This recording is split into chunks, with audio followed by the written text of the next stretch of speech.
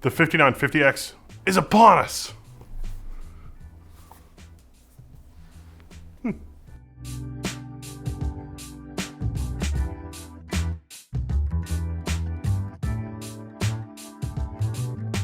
5950X is upon us if you can find stock. Stock levels haven't really yet normalized, but I've seen the 5950X go on stock a couple of times on Newegg and also on Micro Center. But who is this new CPU for? I mean, 16 cores of madness and general insanity? When does it make sense to pay $800 for this CPU when, say, the $550 5900X is a little cheaper and also 12 cores? I mean, maybe there's other alternatives. The answer, though, is kind of complicated when you look at it. There are three main areas of performance to look at with the 5950X: gaming, content creation, productivity, and that kind of thing, and rendering. And I also want to take a quick look at overclocking, because we have something new that we didn't have before with the recent BIOS updates. I mean, we didn't even have it at the launch of Ryzen 5000, but now we do. It's the AMD Curve Optimizer, which changes the overclocking game pretty completely. This does void your warranty if you're doing that, no refunds, but you can observe single core boosts that are as good as stock or better, but you also get the bump in multi-core performance. So the Curve Optimizer is a new, more precise way of overclocking Ryzen. It still leverages AMD's FIT algorithm, which is what gives you those single core boosts, but we can sort of co-opt it and use it to our own ends. So in doing this video, I found some new stuff, and I got kind of long-winded about it. So we're going to do a new video on the Curve Optimizer, and you can probably achieve 5 gigahertz a single thread on most 5000 series AMD CPUs that are out at the time of this video. Now there may be some other ones coming, but I don't know, we'll see. All testing was done on the same system with 32 gigs of dual rank CL14 3800 memory. This particular memory will exaggerate the performance differences at low resolutions with more powerful GPUs, able to crank out more frames, because the frame rates basically enter absurd territory, and then that memory latency really starts to matter. Now for comparison, the AMD 5900X is on the table. Now keep in mind, lower resolutions like 1080p, the swings are much wider, which is really just down to memory latency. And it's really latency more than clocks, but clocks can offset some of the latency, so it can be a little harder to achieve higher memory clocks with more sticks of memory. It does kind of get complicated, and we kind of mentioned some of this with the Gamers Nexus, and my personal sweet spot at 16 gigs of dual rank is pretty good, but you can also get some brand new memory. So it's like CL14 on DDR4 4000. So it's gonna be a little bit of a game changer there. For content creation, Puget Systems, they make custom systems. You should definitely check them out. They have a benchmark system for the Adobe suite, including Premiere and Photoshop. Now, the 5950X and the 5900X, as you probably know, that there's a lot that goes into Premiere performance beyond just raw CPU horsepower. And that shows here, 1009 versus 1050 in the Puget benchmark shows that the CPU does make a little bit of a difference, but I'm not really sure it's worth the price premium. For Photoshop performance and that sort of thing, 5950X at 1232 versus 1219, that's essentially a push. That's, again, pretty close performance overall.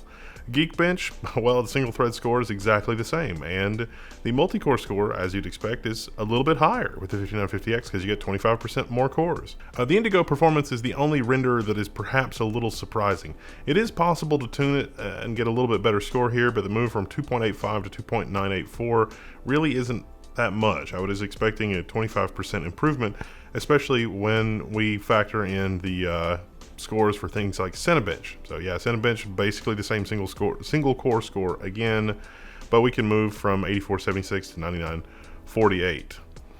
For other renderers like Blender with the Classroom scene and the BMW scene, Fishy Cat, Coro, the Barcelona, you got 25% more cores, you get 25% more performance. That's pretty much what you'd expect for 3D rendering. For gaming, we can start with TimeSpy. The overall score, 18065 for the 5950X 3090 combo compared to 17355 for the 5900X 3090 combo. I mean, yeah, the 5950X is doing a little bit better. And surprisingly, if you break that down to the graphics score, the 5950X is able to feed that 3090 GPU a little better. The CPU score is not as much different as I thought. There's more of a difference in a GPU score than the CPU score when we're looking at the subscores inside of TimeSpy. That seems messed up. Firestrike, it's a pretty similar story, not really, sort of, kind of, 38,000 versus 35,000-ish. you know, when we're talking about the 5950X versus the 5900X, the graphics score overall is about the same between the 5950 and the 5900X. If nothing, I mean, it's within margin of error. It's not like what we were seeing in Time Spy. And of course, the physics score is a little bit better on the 5950X, as you'd expect. In terms of actual real-world gameplay, well, it's pretty much what I was saying. For gameplay, the 5900X, the extra 4 cores, doesn't really make much of a difference. Even at 1080p, where having more memory bandwidth and more CPUs and maybe the more cache would make a difference, but we're within 1 or 2 FPS. This is really margin of error differences from 1080p all the way up to 4K on Borderlands 3. It's the same story with Far Cry 5. Now remember, Far Cry 5 is special because Far Cry 5 struggles with the topology on the 3000 series Ryzen CPUs. This is an area where Intel CPUs historically have really excelled. But 5900X versus the 5950X, there's not enough of a performance delta here, I think, to justify the 5950X for gaming.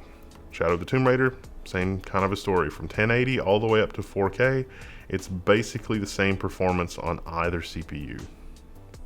Tom Clancy's Wildlands, again, is another title where sometimes we would see weird behavior on older Ryzen CPUs, but unlike Far Cry 5, they actually updated the engine and updated the performance. So some of the early performance benchmarks for Wildlands maybe weren't that great on Ryzen, but now things are pretty good.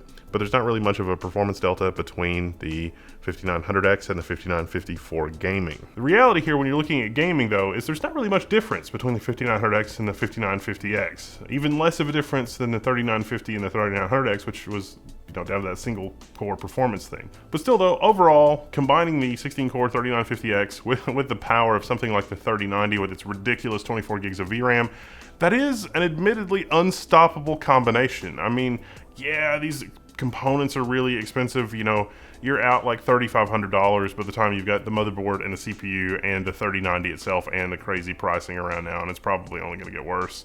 But $3,500 6 months ago, like what you could actually buy for $3,500 about 6 months ago, was way less than this. So, I don't know. Now, the cost difference between the 5900X and the 5950X is 40%. However, the best case scenario uplift performance is on the order of 20%. And it may be worth the price premium to get a 20% uplift depending on what your work is. And, you know, is this CPU making you money, or is this, you know, a fun toy, or somewhere in between? There is so much good stuff that you get from the 5900X, like the 5950 XT. I mean, you get the same amount of L3 cache, 2 pools of 32 megs of cache. Technically, there's more cache per core with 12 cores, 64 megs of L3 versus 64 megs of L3 for 16 cores. But, you know, how much that translates to real-world performance, not so much. What about other competition in the market? Well, there's X299 and CPUs like the 10980 XE for around $1,000 on Newegg. Here's my X299 system, XSPC custom loop, 40 PCIe lanes, tons of performance, 4.3 gigahertz all core, and a custom loop. Yeah, these CPUs from Intel offer AVX512, which is something AMD doesn't have, and there are X299 motherboards that are more workstation-ish than the available, you know, X570 and B550 motherboards. You've also got quad-channel memory, which means you've got potentially more memory bandwidth. But even with all that, the CPU performance falls well short. The per-core performance on the 10980 XE just can't touch the 5950X. I mean, historically, Intel was always really careful to ensure that single-thread performance, that gaming performance, that crown was on desktop CPUs. Even with their 10980 XE, even with an overclock, I mean, sure, X299 was the productivity king and high-end desktop at one point, but it was never the gaming king. It never had that single-thread crown. It can still make sense if you need the PCIe lanes and the relatively low cost and the memory bandwidth, but those are really rare edge cases considering the memory performance you can get out of AM5 because of the giant cache pool. So for gaming and lightly threaded stuff, AMD is winning by large margins. I mean, memory bandwidth just can't make that up. And the raw per core performance advantage of each core on AMD in the 5950X is like a 2-to-1 ratio with the cores in the 10980 XE at stock. I mean, 16 cores can go toe-to-toe with 28 cores from Intel, and at a fraction of the power usage. At least until you start overclocking. So overclocking, I mentioned the new curve optimizer. Now that really is something. I'm gonna have to do another video on that because I sort of went down the rabbit hole on that, and it's really interesting stuff. At the end of the day, the 5950X, I mean, it's like one of the four horsemen of the apocalypse in terms of CPU performance, that AMD is able to move as far as they did from, previous flagship performance, the 3950X, to the 5950X. And then what that does to all of the rest of the CPUs in the family is truly incredible. I mean, it's $800. I think that the 5900X is a much better deal for what you get. But if you need 4 more cores and what you're doing will benefit from it, running a lot of virtual machines, compiling other tasks, watch out for a video on the Level 1 Linux channel, virtualization, stuff like that. Well, VFIO pass-through and some other stuff. There's some rough edges there. Don't just dive into that. You're gonna need a guide. I'll show you. But you get into that kind of stuff, and it's like, 16 cores, $800, and this kind of horsepower, it really starts to make sense. It is unbelievable what AMD has been able to do with this socket and the performance and the chiplet architecture and literally everything else coming together. Now it's just a matter of manufacturing them and getting it out into the market's hands. It's really, what a time to be alive. Computing is exciting. I'm Wendell, this is Level 1. I'm signing out, and I'll catch you later.